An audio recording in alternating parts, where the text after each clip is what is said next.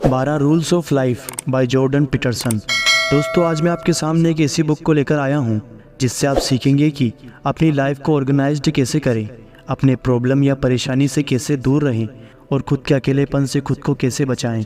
तो स्वागत है दोस्तों आपका मेरे इस नए चैनल महानता के परिचय में। और आज मैं आपके सामने एक महान बुक के साथ हाजिर हुआ हूँ।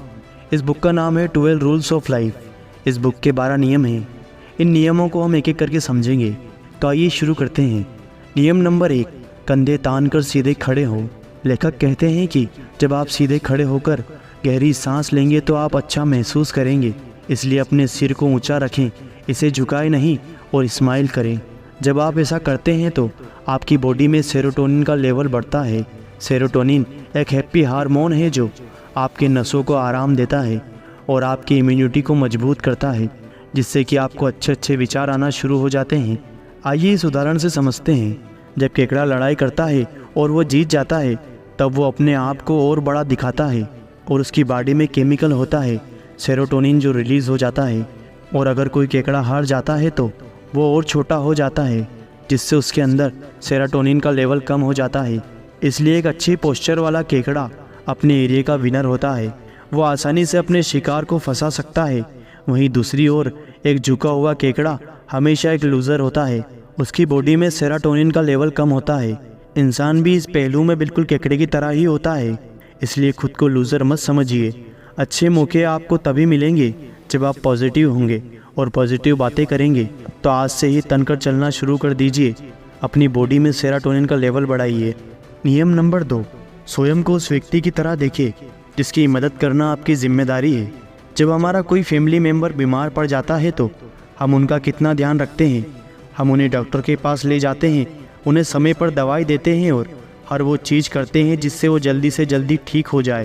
लेकिन जब हम खुद बीमार होते हैं तो हम अपना ध्यान नहीं रखते, समय पर डॉक्टर के पास नहीं जाते हैं और अगर डॉक्टर के पास चले भी गए तो समय पर दवाई नहीं खाते हैं। दोस्तों, आपको खुद से भी उतना ही प्यार करना चाहिए जितना आप अपने परिवार से करते हैं। अगर आप खुद पर कंट्रोल करना और डिसिप्लिन में रहना सीख लेते हैं तो ज़रा सोचिए आपकी ज़िंदगी कितनी बदल जाएगी और आप कितना ऑर्गेनाइज्ड हो जाएंगे। अगर आप स्वस्थ और खुश होंगे तो इसका पॉजिटिव असर आपके लाइफ में हर पहलू पर पड़ेगा। इससे आप ज़्यादा प्रोडक्टिव हो जाएंगे। तो इसलिए आज से ही खुद की परवाह करना और अपना ध्यान रखना शुरू कर दीजिए। नियम नंबर 3, जो लोग आपका भला चाहते हैं उन्हें अपना दोस्त बना लें। अगर कोई ऐसा इंसान आपका दोस्त है जिससे दोस्ती करने के लिए आप कभी किसी और से नहीं कहेंगे तो भला आपने खुद ने उसको अपना दोस्त क्यों बना रखा है। इसलिए आपको ऐसे लोगों को दोस्त बनाना चाहिए जो चीज़ों को बेहतर बनाना जानते हो, जो आपके लक्ष्य को पाने में मदद करता हो और अगर आप कुछ गलत करते हो तो आपको डांटने और सही रास्ते पर चलने के लिए कह सकने की हिम्मत रखता हो। आइए इसे एक एग्जाम्पल से समझते हैं। लेखक कहते हैं कि उनका एक दोस्त था एड, जो बहुत इंटेलिजेंट और स्मार्ट था। वो दोनों साथ में पार्टी करते थे। लेखक ने कॉलेज में एडमिशन ले लिया, लेकिन एड नशा करने लगा था। वो ऐसे दोस्तों के साथ समय बिताने लगा था जिन्होंने कॉलेज बीच में ही छोड़ दिया था। एक दिन लेखक ने एड को अपने घर बुलाया, लेकिन एड अकेला नहीं आया, उसके साथ उसका दोस्त भी आया। लेखक उन्हें देखते ही समझ गए कि वो दोनों नशे में चूर हैं। आखिर लेखक एड को एकांत में ले गए और उन्हें वहाँ से जाने के लिए कहा। ऐसे लोगों के साथ रहना जो नशा करते हैं, आलसी हैं और लाइफ में जिनका कोई पर्पस नहीं है, बहुत दुख की बात है। लेकिन आप जिसके साथ दोस्ती रखना चाहते हैं ये सिर्फ आपकी चॉइस है। इसलिए दोस्तों, लाइफ में लक्ष्य का होना बहुत ज़रूरी है। अपने अंदर विनम्रता लाएं और ज़रा साहस दिखाएं। अपनी निर्णय क्षमता का इस्तेमाल करें और स्वयं को ऐसे लोगों से बचाएं जो गलत रास्ते पर चल रहे हो और उन लोगों से जुड़े जो आपका हित चाहते हैं और उन्हें अपना दोस्त बना लें। नियम नंबर 4, अपनी तुलना अपने पिछले कल से करें, ना कि दूसरे से। लेखक कहते हैं कि आप भले ही किसी स्किल में महारथी हो, पर आपको कोई ना कोई ऐसा आदमी ज़रूर मिल जाएगा जिसके सामने आपका अक्षम नज़र आएगा। अगर आप एक गिटारिस्ट हैं तो खुद को जिम पेज से कंपेयर मत कीजिए, और अगर आप एक शेफ़ हैं तो मास्टर शेफ़ गॉर्डन रामसे से कंपेयर मत कीजिए। आपके पास अपनी एक यूनिक स्किल है, इसलिए आप उनसे अलग हैं, उनसे कम नहीं। आप खुद में एक यूनिक इंसान हैं। बिल्कुल आप जैसा इस पूरी दुनिया में दूसरा कोई इंसान नहीं है, इसलिए आप जैसे हैं खुद को वैसा ही एक्सेप्ट करें। आपके जो हुनर है उन्हें बेहतर कीजिए। दोस्तों, अगर आप दूसरों की नकल करोगे तो ना ही उनके जैसा बन पाओगे और ना ही आपकी खुद की कोई अलग पहचान बन पाएगी। इसलिए खुद को दूसरों से कंपेयर करने की बजाय आप कल क्या थे उससे खुद को कंपेयर करें। ऐसा करने पर ही आप असल में फ़र्क देख पाएंगे। हर दिन खुद को कल से अच्छा बनाने की कोशिश करें। इससे आपको सच में खुद पर प्राउड फील होने लगेगा। अपने आप को दूसरों से कंपेयर करना आपको नेगेटिव बना देगा, आपके आत्मविश्वास को कम कर देगा। इसलिए आपका लक्ष्य खुद को कल से भी एक बेहतर इंसान बनाने का होना चाहिए। नियम नंबर 5, अपने बच्चों को ऐसा कुछ ना करने दें जिससे आप उन्हें नापसंद करने लगे। लेखक कहते हैं कि एक 3 साल का बच्चा एक भीड़ भाड़ वाले एयरपोर्ट पर अपने पेरेंट्स के पीछे पीछे चल रहा था, जो बहुत शरारत कर रहा था। वो सबके सामने ज़ोर ज़ोर से चिल्ला रहा था। उसके माता पिता उसे अनदेखा कर रहे थे और वो बहुत शर्मिंदा भी हो रहे थे, लेकिन बस आगे चले जा रहे थे। बच्चे अपने पेरेंट्स के पीछे पीछे चल रहा था। वो सिर्फ उनका ध्यान अपनी ओर करने की कोशिश कर रहा था। हो सकता है कि उसे कुछ चाहिए था, लेकिन क्योंकि उसके पेरेंट्स उस पर ध्यान नहीं दे रहे थे, अगर उसके पेरेंट्स एक बार रुककर उससे बात करते तो प्रॉब्लम वहीं सॉल्व हो जाती। वो बच्चा शैतानी करना और चिल्लाना बंद कर देता। इसलिए दोस्तों, बच्चों को सही और गलत के बारे में सिखाना आपकी जिम्मेदारी है। शांत और जिम्मेदार पेरेंट्स एक डिसिप्लिन बच्चे को बड़ा करते हैं, क्योंकि वो अपने बच्चे को नई चीज़ें सिखाने और जानने के लिए खुला छोड़ देते हैं और साथ ही उनके लिए लिमिट भी सेट करते हैं। और अगर बच्चा कुछ गलत करता है तो उसे तुरंत रोकते हैं। ऐसा करने से वो बच्चा सही और गलत में फ़र्क करना सीख जाता है। इसलिए दोस्तों, अपने अपने बच्चे के साथ समय बिताएं। उसे इस बात का एहसास कराएं कि आप उसे प्यार करते हैं और वो आपके लिए इम्पोर्टेंट है। उन्हें मारने, डांटने या सज़ा देने से आप ये कभी हासिल नहीं कर पाएंगे, बल्कि वो आपसे दूर होते चले जाएंगे। नियम नंबर 6, दुनिया की आलोचना करने से पहले अपना घर संभालें। क्या आपने उन सभी मौक़ों का पूरा लाभ उठाया है जो आपको दिए गए?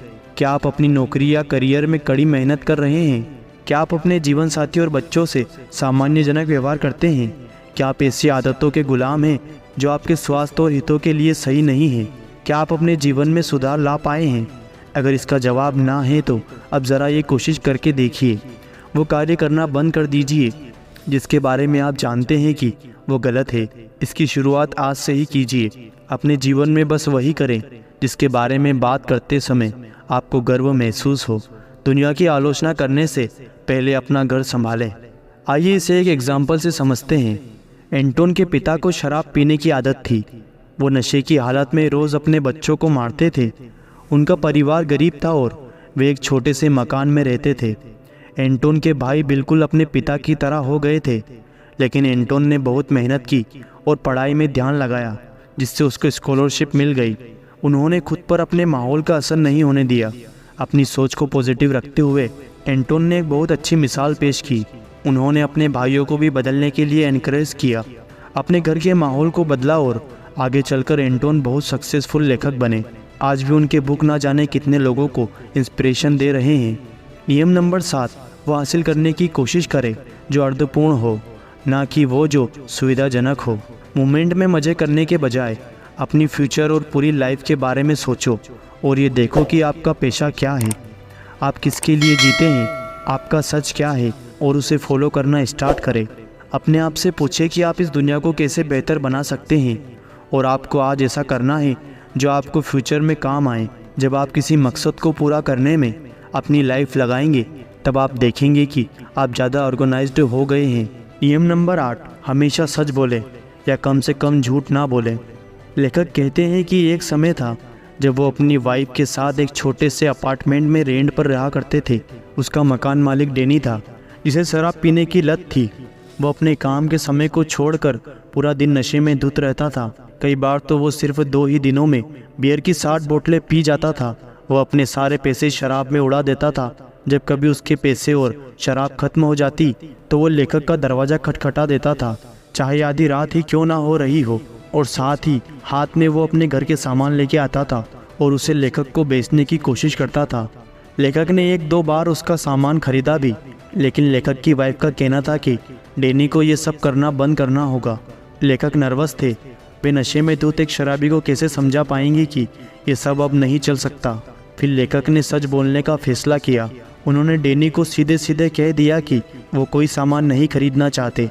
उन्होंने उसे समझाया कि उसकी भलाई इसी में है कि उसे और पैसे ना दिए जाएं। लेखक ने जो हकीकत थी वो साफ साफ बता दिया था। 15 सेकंड तक डैनी लेखक को देखता रहा और उसके मन को पढ़ने की कोशिश करता रहा।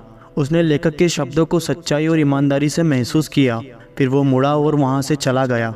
डैनी ने फिर कभी भी लेखक को कुछ भी बेचने की कोशिश नहीं की। अगर आपका जीवन वैसा नहीं है जैसा ये हो सकता है तो सच बोलने का प्रयास करिए। अगर आप खुद को कमज़ोर, हताश, ठुकराया हुआ और उलझन में महसूस करते हैं तो सच बोलने का प्रयास करिए। झूठ से सिर्फ एक प्रॉब्लम खड़ी हो जाती है, भले ही वो किसी की फीलिंग को हर्ट ना करने के लिए बोला गया हो, वो फिर भी झूठ ही होता है। नियम नंबर 9, ये मानकर चले कि आप जिस व्यक्ति से बातचीत कर रहे हैं शायद वो कुछ ऐसा जानता हो जो आपको ना पता हो। बहुत से ऐसे लोग हैं जिन्हें किसी ऐसे इंसान की ज़रूरत होती है जो उन्हें सुने और समझे, क्योंकि वो खुद को बहुत अकेला महसूस करते हैं। ऐसे लोग सिर्फ अपने मन की बात कहना चाहते हैं लेकिन उन्हें सुनने वाला कोई नहीं होता है। अगर ऐसा बहुत लंबे समय तक चलता रहा तो ये मानसिक रोगी बन जाएंगे, यानी डिप्रेशन का शिकार हो जाएंगे। अगर आप ऐसे लोगों से कुछ कहते भी नहीं हैं, सिर्फ उन्हें ध्यान से सुनते हैं तो आप उनकी बहुत मदद कर रहे होते हैं। उसे ये जताए कि आपको उसकी परवाह है और आप उसकी कंडीशन को समझने की कोशिश कर रहे हैं। इसे बिना शब्दों के संवाद करना कहते हैं। बोलने वाला आपके हाव भाव से समझ जाता है कि आप उसकी बात ध्यान से सुन रहे हैं या नहीं, आपको उनसे हमदर्दी है या नहीं, या आप भरोसा करने लायक हैं या नहीं। अगर आप उसे कोई सलाह नहीं भी देते हैं तो उसे बोलकर अपने मन को हल कर लेने दीजिए। अक्सर ऐसे लोग खुद अपने प्रॉब्लम का सल्यूशन ढूंढ लेते हैं, इसलिए उन्हें सिर्फ पूरे ध्यान से सुनें। नियम नंबर 10, सटीक और स्पष्ट शब्दों का उपयोग करें। जब हम अपनी प्रॉब्लम को पहचान नहीं पाते हैं तो वो धीरे धीरे और ज़्यादा बड़ी और बदतर होने लगती है। अगर आप किसी प्रॉब्लम की जड़ को नहीं समझ पाएंगे तो आप उसे कभी भी हल नहीं कर पाएंगे। यही कारण है कि हमें बहुत सोच समझकर बोलने की ज़रूरत है। ये मत कहिए कि सब कुछ गलत है, लेकिन ये भी मत कहिए कि सब कुछ गलत नहीं है। बड़ा चढ़ाकर या कम कर नहीं, बल्कि जो प्रॉब्लम है बस वही बोलिए। एक बार जब आप अपनी प्रॉब्लम को पहचान लेते हैं तब आपको समझ में आ जाता है कि उसे कैसे सोल्व करना है। नियम नंबर 11, जब बच्चे स्केट बोर्डिंग कर रहे हो तो उन्हें परेशान ना करें।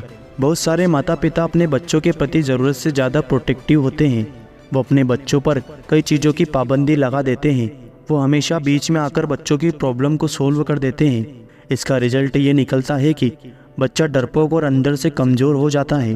वो अपने पेरेंट्स की मदद पर आश्रित हो जाता है और वो खुद के डिसीजन नहीं ले पाता है। ऐसा अपने बच्चों के साथ ना होने दें। अगर आपके बच्चे का अपने फ्रेंड के साथ झगड़ा हो जाता है तो उसकी बात ध्यान से सुने, लेकिन उन दोनों के बीच अपना इंटरफेयर नहीं करें और ना ही आप उसकी प्रॉब्लम को हैंडल करें। ये काम उसे खुद करने दें। इससे आपके बच्चे को खुद से पता चलता है कि उसे क्या करना चाहिए। इससे उसमें कॉन्फिडेंस डेवलप होने लगता है। वो किसी पर आश्रित होने की बजाय प्रॉब्लम को हैंडल करना सीख जाएगा। नियम नंबर 12, अगर रास्ते में कोई बिल्ली नज़र आए तो उसे पाल लें। हम सब बहुत व्यस्त हैं और बस दौड़ते ही जा रहे हैं, कोई रुकना ही नहीं चाहता, लेकिन थोड़ा रुकना बहुत ज़रूरी है। ज़िंदगी की छोटी छोटी खुशियों का आनंद उठाएं। हो सकता है कि घर से लौटते वक्त आपको सड़क एक बिल्ली दिख जाए जो खाने की तलाश कर रही हो और इसे देखकर आपके चेहरे पर स्माइल आ जाए। इसलिए रिलैक्स रहना सीखें, थोड़ा रुकना सीखें। आप कुछ देर रुककर बिल्ली को प्यार से सहला सकते हैं। यह प्रकृति बहुत सुंदर है, लेकिन यहाँ रुककर इसे देखने का वक्त किसी के पास नहीं है। दोस्तों, हमारी ज़िंदगी अस्त व्यस्त नहीं होनी चाहिए। आप अपनी ज़िंदगी के हर पहलू को आर्डर में ला सकते हैं, बस आपको अपना नज़रिया बदलने की ज़रूरत है। तो दोस्तों, आपको 12 रूल ऑफ लाइफ की ये स्टोरी कैसी लगी? अगर आपको ये वीडियो पसंद आया हो तो प्लीज़ इस वीडियो को लाइक और चैनल को सब्सक्राइब कर ज़रूर जाना और अपने दोस्तों को शेयर करना ना भूलें।